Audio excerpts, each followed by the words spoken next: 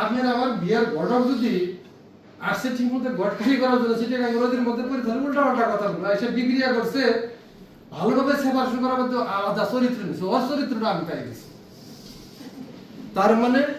যে রিয়েজেন্ট বিকারক আছে সেটা ইয়ার শিপমেন্ট করে কোল্ড সেল 18 ডিগ্রি সেন্টিগ্রেড তাপমাত্রায় রেফ্রিজারেটর ওখানে রাখতে হবে ব্লাডকেও রাখতে হবে ইয়ার টাইট এর মধ্যে রক্ত খুলে রেখেছে থার্ড পার্টিকেল অর্গানের মধ্যে আয়োডিন করতে আর এক পার্টিকেল হবে তাহলে মিক্সার করতে হবে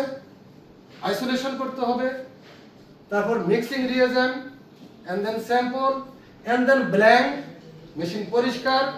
light check voltage check cleaning everything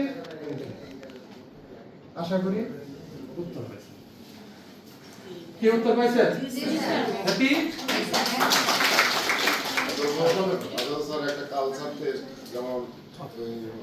এটাকে 72 ঘন্টা রাখবেন রেজিস্ট্রিক্টে এটা মাপবেন আল্লাহর রাস্তে 72 ঘন্টার মধ্যে তিনবার কারেন্ট ফেল করছে জেনারেটর স্টার্ট করছে তো 37 ডিগ্রি তাপমাত্রা থাকলো না এখন আমরা কালচার করে মূত্র কালচার করি কিভাবে না ব্লাড কালচার করি কিভাবে আর ইউ শিওর যে 37 ডিগ্রি তাপমাত্রা 72 ঘন্টা আপনি রাখতে পারবেন এর মধ্যে বিদ্যুৎ ওঠানামা করবে না তাহলে এটা incubator 37 degree constant temperature 72 hours it is very challenging job for Bangladesh ফলে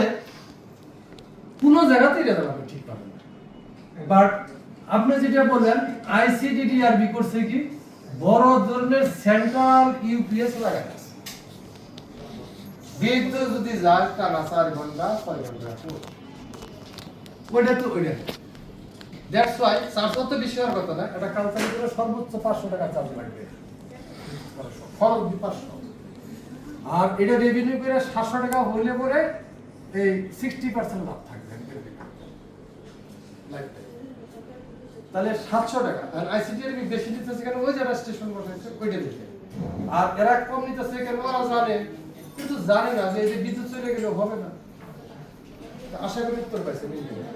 নেক্সট কোশ্চেন মা আমি স্যার এটা বলি না বলছি তো এই বিজি মেশিন বা ভিডিওটর যে কোনো মেশিন যেটা হচ্ছে স্যার ওই যে আপনি বললেন না মানে বিশেষ করে ব্লাড অ্যানালাইসিস বা blood ABG auto blood gas analyser হ্যাঁ এগুলোর মধ্যে স্যার যখন অথবা আর্টেরিয়াল বা ব্লাড গ্যাস অ্যানালাইজার জি স্যার আপনি মাপবেন partial pressure of the oxygen part of carbon dioxide bicarbonate এতিটাই তো মাপবেন during surgery open heart surgery bypass surgery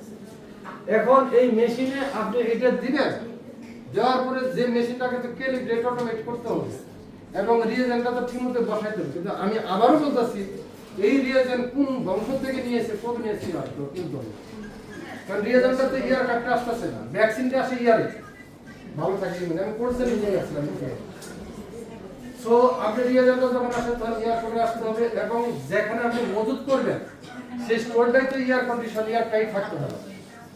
এখন আপনি ওখানে এসি লাগাইছেন ভালো কথা মেডিসিন রাখার জন্য ওর মধ্যে তেলা পোকাও আছে ময়লাও আছে এসি নষ্ট হয়ে আছে তো তো গেছে জীবন গেছে ও বলছে আমি কি বিক্রিয়া করবো বলে কি আমি তোমাদেরই মারবো তোমরা যেরকম চরিত্র আমি ওইভাবেই মারবো আমি একটা ঘটনা বলি যে হাসার ঘটনা সেটা হলো ঢাকা থেকে প্রাটো গাড়ি নিয়ে গেছে একজন সে মনে করেন এক অপরাধ গ্রামে আমার বাড়িতে আমার করে নিয়ে গেছে যাই সে বলছে মিষ্টি হাঁকা তো মিষ্টি হাঁকানোর জন্য যাই দিতে গ্লাস খুলে দিয়ে ওর মধ্যে মশা বসে আছে ঝাড়ি মারছে মিষ্টি এলা এই তোর মিষ্টির মধ্যে মাছি কেন বলছে স্যার প্রাটো গাড়ি নিয়ে আসছেন দুইটি আর মিষ্টির মধ্যে মাছি বসবো না হেলিকপ্টার বসবো তো what is our character reason also shows that character as a result we are so much busy we do the job in busy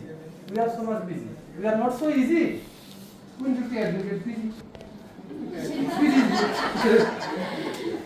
so thank you any question প্রশ্ন যত করতে পারেন মেশিনে যত একজন মা আসবে আমার একটু সাহায্য বুড়া মানুষ